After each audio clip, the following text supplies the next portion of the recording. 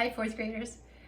Welcome to the very last lesson of this chapter. Woohoo, right?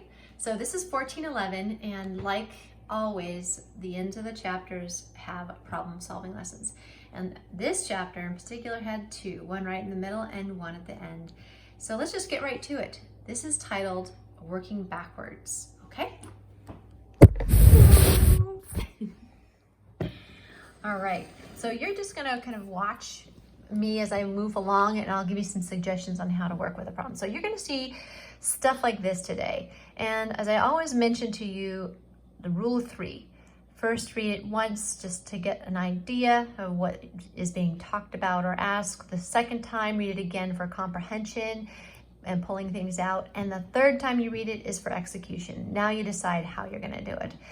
So the word we're working backward in this lesson is somewhat challenging if it doesn't come naturally to you. So you're going to go all the way to the end, and you're going to answer the question from using the end information to going to the front, if that makes any sense. Let's just read this. So it says, between 6 a.m. and 7 a.m., the temperature outside rose 6 degrees Fahrenheit. Between 7 a.m. and 8 a.m., the temperature rose 3 degrees Fahrenheit. If the temperature at 8 a.m. is 73 degrees Fahrenheit, what was the temperature at 6 a.m.? So again, you kind of have to start with what you know. Let's read it one more time. So between 6 a.m. and 7 a.m., the temperature outside rose 6 degrees Fahrenheit. Between 7 a.m. and 8 a.m., the temperature rose 3 degrees Fahrenheit. So just looking at a correlation here. So the biggest rise was between 6 and 7, and then the smaller rise happened between 7 and 8. So you can kind of look at those two numbers. If the temperature outside at 8 a.m. is 73 degrees Fahrenheit, what is the temperature at 6 a.m.? So I'm going to go ahead and highlight the whole question. Here it is at the end. What is the temperature at 6 a.m.? If you go back up here, it says between 6 and 7. It doesn't tell us the temperature at that point, but between 6 and 7, the temperature rose 6 degrees Fahrenheit. So in 1 hour, between 6 and 7, the temperature rose 6 degrees Fahrenheit. Between 7 and 8, the temperature rose 3 degrees Fahrenheit. Okay, so you're thinking in your head, okay, 6 plus 3. Okay, what's that? 9? Thank you, math boy. So we have 9 degrees. And we know that the end temperature is 73 degrees Fahrenheit. There's a couple of suggestions here that might help you. Okay, so you could use a drawing, and sometimes these help me visually because I'm able to follow and track some of the information. So we don't know the temperature at 6, and we don't know the temperature at 7, but we do know the temperature at 73 degrees, at 8, which is 73 degrees Fahrenheit.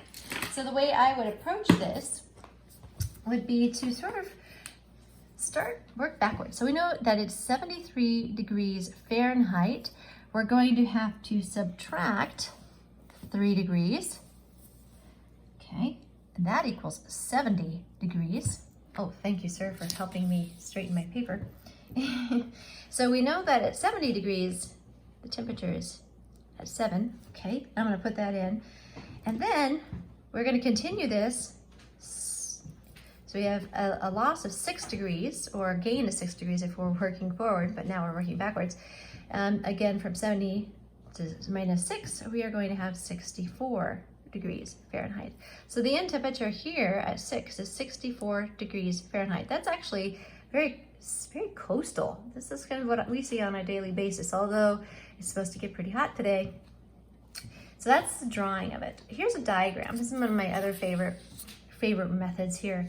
So you start with what you know, and we know that the ending temperature at 8 was 73 degrees Fahrenheit. From 7 a.m., the temperature rose another 3 degrees from there. So really, that means it has to start at 70 degrees to end up at 73. So here's our ending.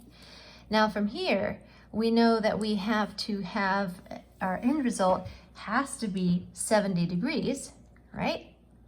By 7 a.m. So we have to have something plus 6 is going to equal 70. And at that point, we have 64 degrees. 64. So 64 plus 6 is 70. So that's another example of how you would diagram working backwards. Again, it's just going to take some time, paper and pencil, and go in with a really good attitude. It's kind of fun solving some of these problems. It's like a mystery. All right, fourth graders. Congratulations on getting finished with this chapter. I'm super proud of you for making it all the way through.